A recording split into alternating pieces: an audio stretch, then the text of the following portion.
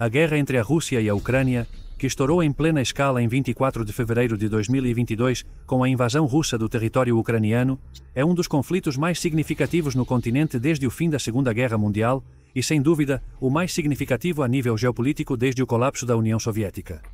Para entender a complexidade desse confronto, é necessário traçar fatores históricos, políticos, culturais, econômicos, militares e diplomáticos, bem como a dinâmica interna e as implicações regionais e globais de ambos os países. O contexto histórico e os elementos pré-conflito, a história e o legado comuns do Império Russo e da União Soviética, a Rússia e a Ucrânia, mantêm laços históricos, culturais e linguísticos muito profundos que remontam à Rus de Kiev medieval.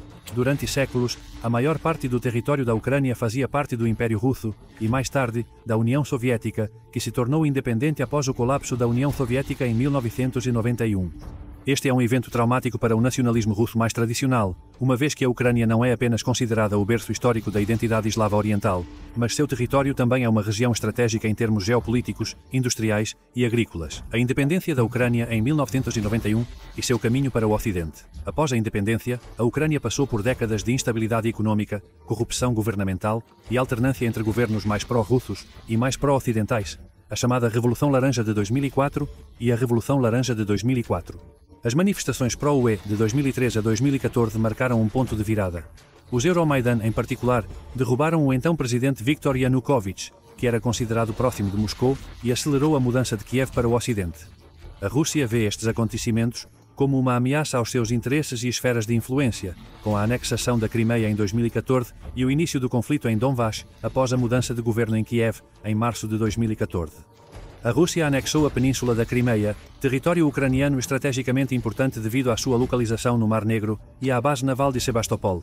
Embora o governo russo defenda a maioria russa local e os supostos perigos de um governo nacionalista em Kiev, a comunidade internacional condenou a anexação do leste da Ucrânia e da região de Donetsk e Lugansk como uma violação do direito internacional.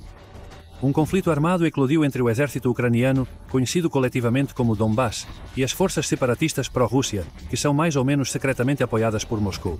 Apesar de vários acordos de cessar-fogo e 2 acordos Minsk, a situação permaneceu tensa e instável ao longo dos anos. Nas últimas décadas, a expansão da OTAN para a Europa Oriental tem sido vista por Moscou como uma ameaça direta à sua segurança. Países anteriormente pertencentes ao Pacto de Varsóvia e até mesmo as repúblicas bálticas da União Soviética se juntaram à aliança. A eventual adesão da Ucrânia à NATO é vista pela Rússia como uma linha vermelha intransponível. Esta questão geopolítica, juntamente com o desejo da Ucrânia de aderir à UE e reforçar as relações com o Ocidente, foi um dos principais fatores que contribuíram para o agravamento das tensões, desencadeando imediatamente um conflito em grande escala em 2022, com o aumento militar russo e um ultimato em 2022. Nos meses anteriores a fevereiro, a Rússia começou a reunir tropas e equipamento militar ao longo da fronteira com a Ucrânia. Inclui o território da Bielorrússia na península da Crimeia. No final de 2021, Moscovo apresentou uma série de exigências de segurança aos Estados Unidos e à NATO, incluindo garantias de que a Ucrânia nunca ingressaria na aliança sem receber as garantias necessárias. O Kremlin interpretou a situação como um fracasso diplomático e usou a situação para justificar a agressão. Discurso oficial do presidente russo Vladimir Putin sobre a desnazificação e desmilitarização da Ucrânia.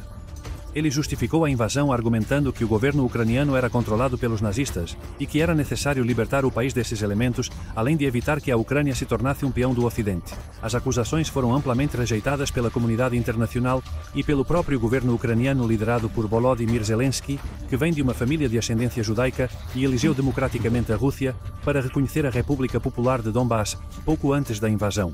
E Putin reconheceu a independência da autoproclamada República Popular de Donetsk e Lugansk. O número de separatistas no Donbass é, na verdade, uma violação dos acordos de Minsk. Ela invadiu militarmente, sob o pretexto de defender essas regiões, o desenvolvimento da guerra, a ofensiva inicial e a resistência ucraniana. Em 24 de fevereiro de 2022, a Rússia lançou ataques simultâneos do norte, incluindo o território bielorrusso, leste e sul. Seu objetivo parece ser capturar Kiev rapidamente, derrubar o governo ucraniano e estabelecer um regime fantoche a favor de Moscou. No entanto, a resistência das forças ucranianas, apoiada pela logística e pelo apoio de inteligência ocidental, pegou as forças russas de surpresa em poucas semanas. A ofensiva russa na capital parou e as tropas russas tiveram de recuar da região de Kiev, concentrando-se no leste e sul da Ucrânia. À medida que a guerra avançava, as batalhas posicionais no Donbass e no sul O teatro de guerra está concentrado principalmente em Donbass, bem como nas províncias do sul, incluindo em 2022 a estratégica cidade de Mariupol, cuja ocupação russa é simbólica e estratégica devido à sua localização costeira no Mar de Acha.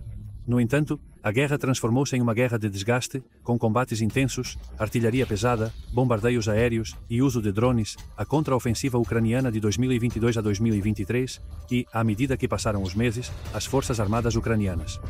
Reforçados pelo fornecimento constante de armas ocidentais e tanques de última geração, os sistemas de defesa aérea, mais tarde cada vez mais avançados, iniciaram contra-ofensivas bem-sucedidas em algumas áreas, recuperando territórios no Nordeste, na região de Kalko e mais tarde no Sul, especialmente em torno de Gerson, uma importante cidade reconquistada pela Ucrânia em novembro de 2022. Essas contraofensivas não só chocaram a opinião internacional, mas também levaram a Rússia a anunciar uma mobilização parcial de suas forças armadas. Em setembro de 2022, a iniciativa, inédita desde a Segunda Guerra Mundial, foi vista como um reconhecimento de que a ação militar inicial não teve o efeito esperado. Conflitos cada vez mais internacionalizados, a guerra na Ucrânia não se limita a confrontos regionais.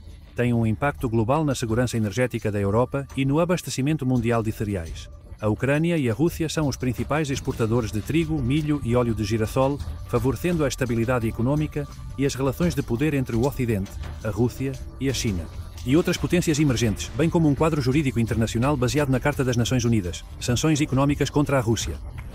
Após o início da invasão, os Estados Unidos, a União Europeia, o Reino Unido, o Canadá, o Japão e outros países impuseram sanções económicas sem precedentes à Rússia. Estas sanções afetam o setor bancário, as exportações de tecnologia, as reservas do Banco Central da Rússia, as elites próximas da tendência e o setor energético.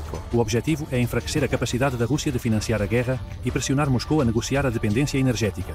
O reajuste está em curso na Europa, que antes da guerra era fortemente dependente do gás e do petróleo russos.